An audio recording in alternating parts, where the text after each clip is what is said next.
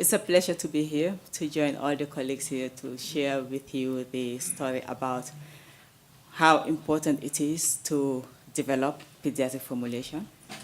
Even more importantly as well, to make sure that it's accessible to those who need them, because they go hand in hand. It's one thing to develop them, but we also need to make sure that it's accessible. And I can speak from both sides. I work for the Global Fund now, but I used to be in the Gambia. And as chief pharmacist in the medical stores, I always used to feel guilty when I'm procuring medicines. I have to admit, it's always the pediatric formulation that we buy last. It's like when you have done everything, I don't know, it's whether because adults are more noisy than the kids, they have silent voice, so thank you all for speaking up for the kids. But it usually end up in the last of the list before we buy them. And that's why it's very important that we are focusing on this very important group. Starting with the Global Fund, as you are all aware, our mission is how do we support countries and with all partners to end the 3 diseases in terms of epidemic. And therefore, what we are doing within the Global Fund is, as a financing institution that provides about $4 billion annually to countries, 40% of that goes into health products. And for the health products, therefore, we look at it as we have a huge market share. And what we need to do, therefore, is to make sure we leverage that spending power to be able to help shape the market. And that's what we are doing for not only now, but also in the future, to be able to see what needs to be done, what products are we looking at, what are the key challenges, and therefore how can we address those challenges to be able to make sure these products are accessible to the countries. And therefore, one of the things that we have within the Global Fund is the pool procurement mechanism. So whilst we are giving money to the countries, we have also got a mechanism that centralizes part of the procurement, because that's where we can actually pool the volumes and leverage that spend. And it's currently representing about 60% of the spend on health products. So the pool procurement mechanism actually is responsible for about $1.2 billion spent annually, where we can negotiate with manufacturers to be able to get better terms and conditions and prices for the products and make them more accessible to the countries.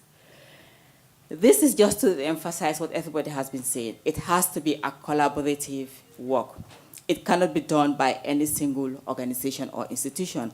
And for the products, we look at it in terms of where do we fit in. Some partners will take the leading role, as you have heard from others, in terms of when they are doing the development, pipeline, and imagine, when it's actually ready to be introduced to the market. And we at the Global Fund, we focus more in terms of once it is introduced into the market, then we look at it in terms of what do we need to do to be able to make it accessible and also to scale it up. But the key message here is it's in partnership to be able to do this, what we are doing to achieve it together. Therefore, what we want to share with you is in terms of the specific product we are talking about today, the dispersible formulation.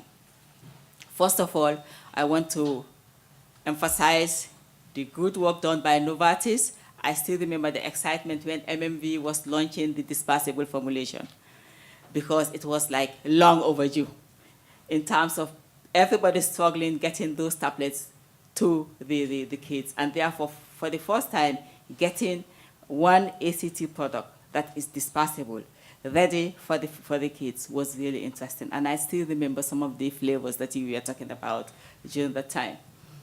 So for us in the Global Fund, therefore, what we wanted to do was, how do we actually make sure that this product is accessible? And one of the things we do, because we do our own sourcing strategy, and Martin Ortin, my colleague, who is the manager for the global sourcing for pharmaceuticals, we have to look at it and work backwards. The product is there, but is it available? Is it accessible? Is it affordable to the patients? What do we need to do then to address it, to make sure that the uptake is increasing? And therefore, we worked with partners to look at it in terms of what are the issues, what are the challenges, how do we reach out, not only to the finished formulation manufacturers, but also upstream to the extractors, because this is a particular kind of product that we needed to make sure the price for the API, the starting ingredients, are affordable. because it starts from there for us to be able to work with manufacturers, to be able to agree on a price that we know will increase the uptake in countries. And that is what we did, and this is just to show you that it's a long consultative process, but it's a very good process as well. Once it was done, we had a tender, because for us, with the pool procurement mechanism, we have a global tender. Now, there were two things we were looking at in terms of the tender. One is availability. How many manufacturers have got the product? Because if we push countries to adopt a product and we don't have enough capacity to be able to address the need, then demand and supply becomes a challenge. And therefore, one of the things we did was in terms of how many eligible suppliers, that is pre-qualified, WHO pre-qualified suppliers, are in the market. And we are glad to know that you can see the increase in number of pre-qualified manufacturers as we move to the tender for the finished product formulation. So it was also consultative with a lot of partners to be able to get to that level, but that addressed one key thing, product availability. For us in the Global Fund, we have one key performance indicator, which is availability, defined as minimum 3 manufacturers, 3 pre-qualified suppliers, to be able to indicate that we have enough in the market to guarantee the availability. Then the other is in terms of cost. One of the things we realized early on was the fact that most countries, because it's a pool system, we are still selecting the tablets, because we have the AL pediatric in tablets, and not the formulation.